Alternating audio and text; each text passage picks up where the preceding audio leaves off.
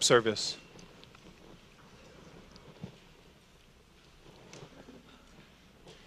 Each year as we come to Palm Sunday and begin Holy Week, I find myself stirred with lots of emotions, different kinds of emotions.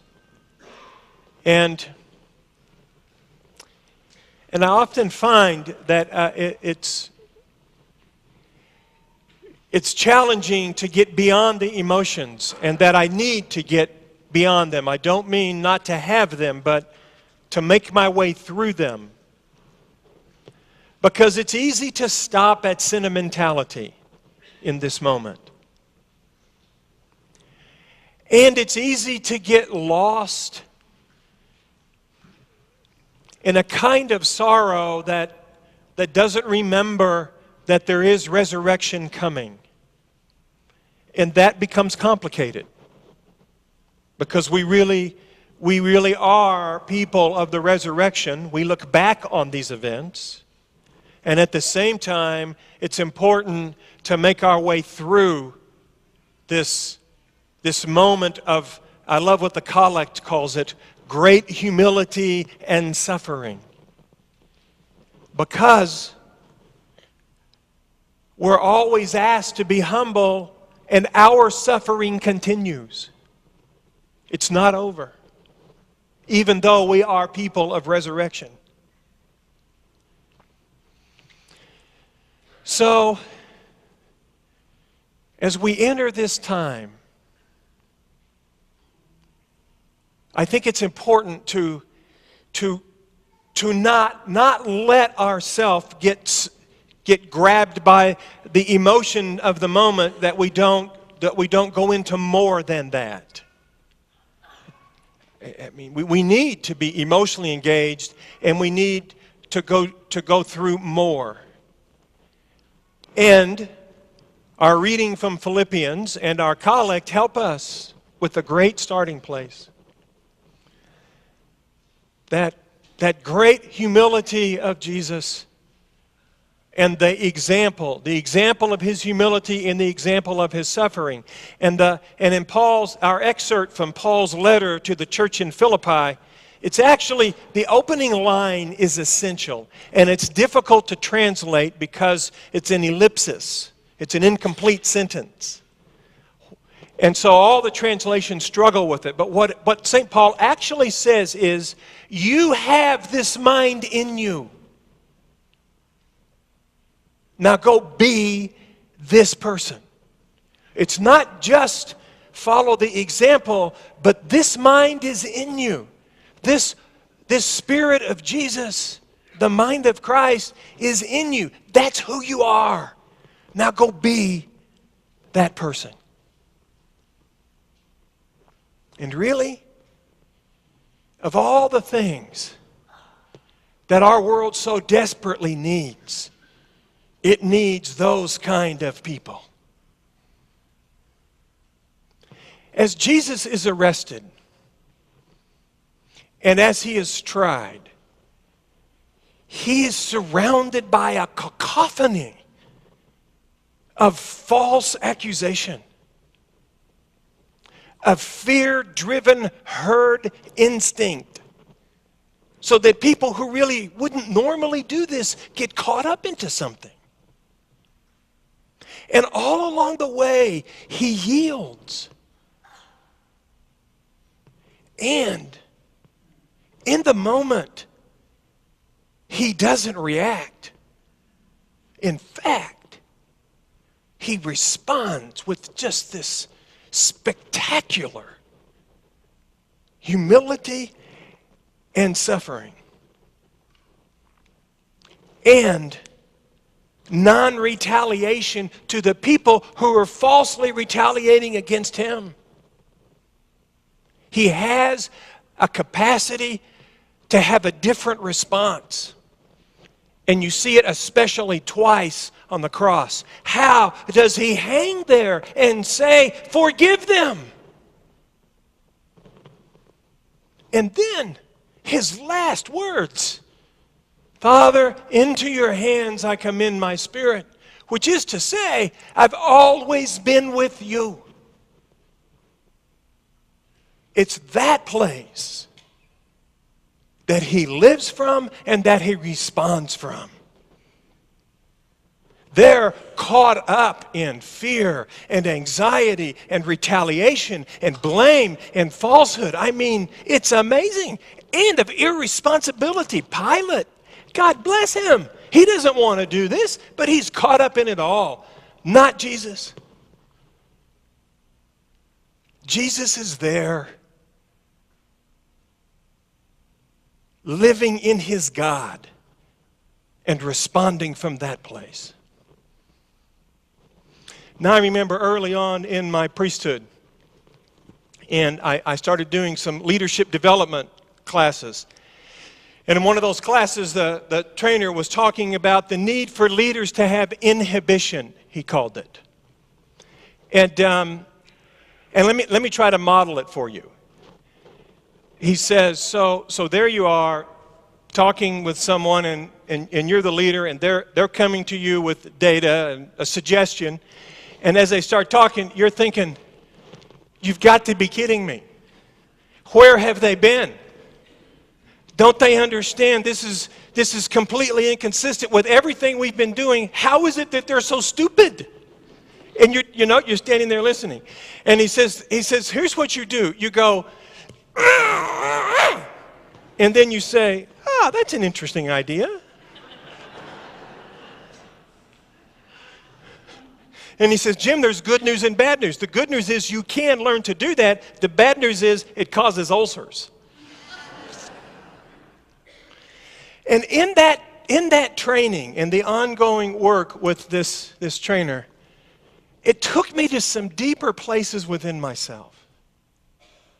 And it invited me to look into my shadow and to look more deeply into my life and to take responsibility as a leader. And what I discovered is that I needed to be able to live in God. I needed to have a different place of being. And as I began to explore that and the situation I was in, it was surprising to me how much I could learn by just being willing to acknowledge what was really in me and being willing to take responsibility for the role I was in. And by the way, that continues to be an ongoing thing. Every once in a while, one of you comes to me and says something unbelievably stupid. Can you imagine? Not you guys, though. I'm just kidding. But of course, that's all about me, isn't it? And so, the Christian virtue in this regard is humility. The Christian virtue, it's meekness. The Christian virtue is meekness. Meekness is bridled strength. It's being able to be contained within yourself and not retaliating in any way to data that comes to you that you disagree with. And by the way, it's always about me when I disagree. How am I going to be in this moment? And am I willing to suffer in that moment?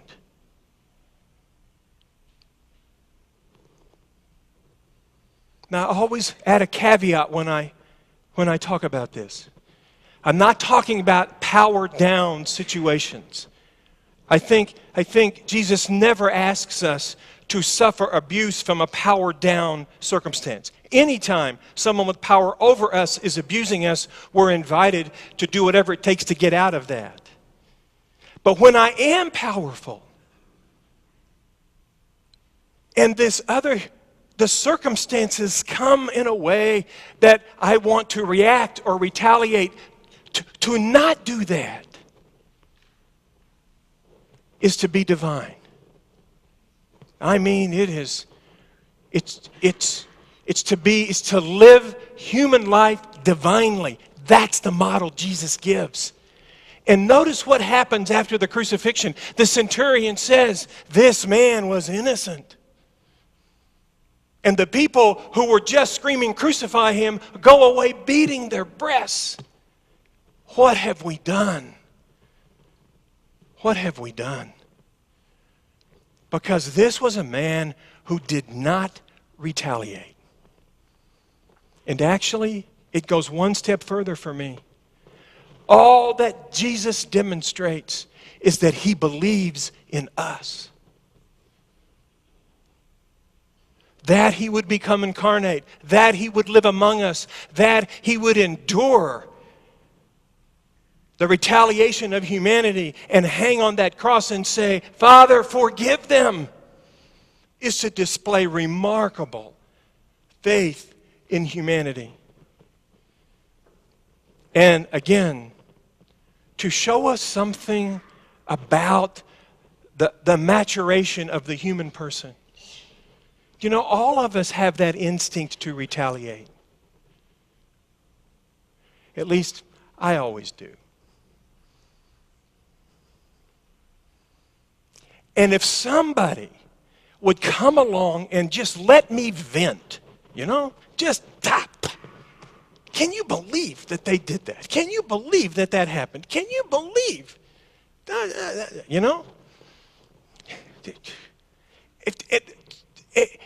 And especially if somebody won't say, well, you know what you should have done. I'm not asking you for advice. I'm just asking you to let me vent. Right? Well, did you ever think about responding this way? No, I didn't. There's a funny thing that happens. If someone says, wow, that's hard, suddenly there's a different me. They take away, they grab that negative, retaliating energy and take it away from me and give me the space I need to get to the better me. That's what Jesus demonstrates. This is the way to lead humanity into divine living. Father, forgive them. And to suffer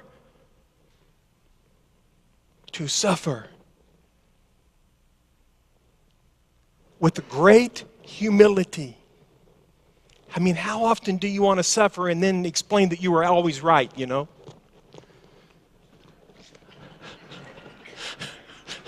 Come on. The next day, they say, well, by the way, you were wrong all the time. I mean,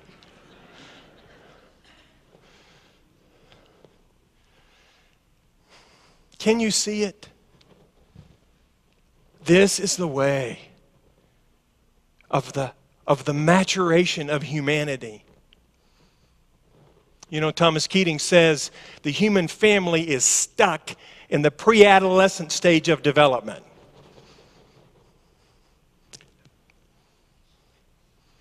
Jesus demonstrates the way that we could keep developing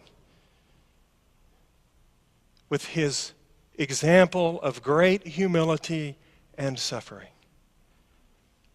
And something happens. Something happens in our souls as we make our way through that, because on the other side of that is resurrection life. On the other side of that is the peace that passes understanding. On the other side of that is the profoundest connection with God. Because we grow. We grow into the fullness of being connected with our God and to the fullness of the human experience. So as you make your way through this Holy Week, I encourage you not to get stuck in sorrow over Jesus. Feel that.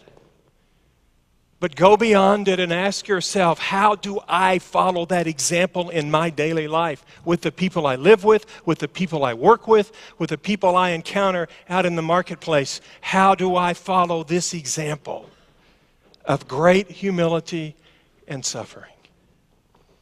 Amen.